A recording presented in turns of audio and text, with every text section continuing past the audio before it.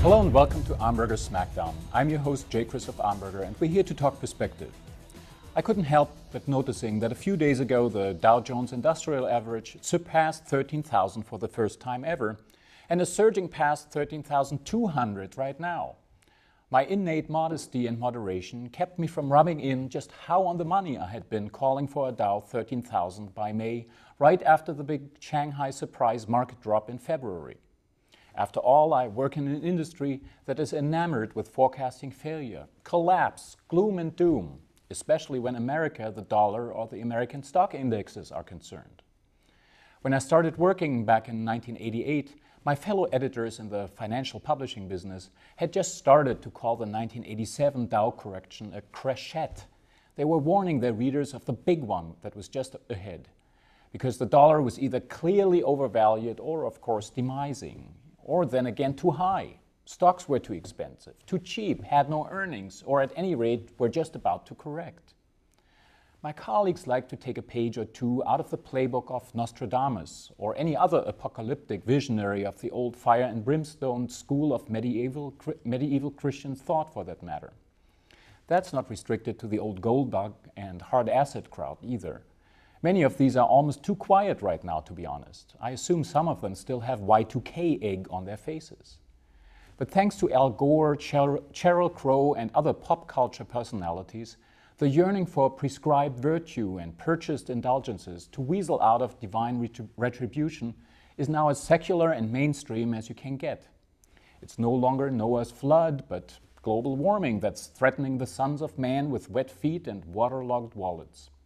And you assuage your guilty sensitivities by paying a broker for carbon credits rather than rounding up breeding pairs of varmints. After all, cow flatulence is blamed for greenhouse gases. Yet the message is the same.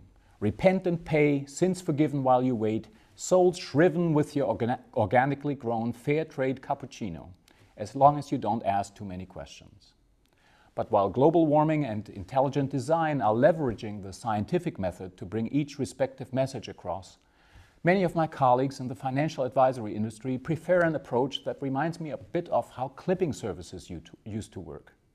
They're very good at it, good enough to fill entire books with their message, enough to start Michael Moore-style documentaries. I hear one of my esteemed colleagues may even sing the blues on the soundtrack of his opus. As I always say, you can't get enough prosperous white suburbanites in their 30s singing the blues over a bottle of Merlot. What do their warnings mean to the market? Consider this.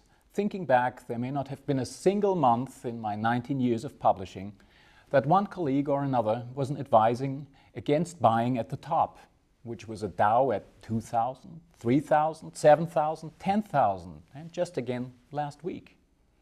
Meanwhile, anyone who used the last 19 years to put a fixed amount of money into even the most pedestrian blue chip or mid-cap mutual fund or 401k month after month has dollar cost averaged his way to a fortune, if he was prudent enough not to listen to the dawn chorus of doomsday prima donnas.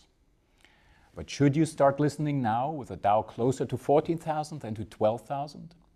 Let me tell you what an old collector told me when I got into collecting old antiquarian fencing books back in the early 1990s.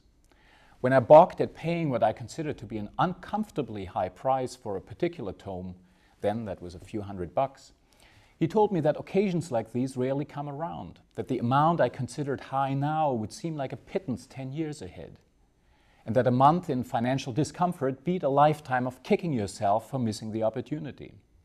I've applied this rule quite successfully, building up my fencing library and my equity portfolio. And there is no doubt in my mind that it will retain its validity for years to come. Does that mean there won't be market corrections in the future? Absolutely not.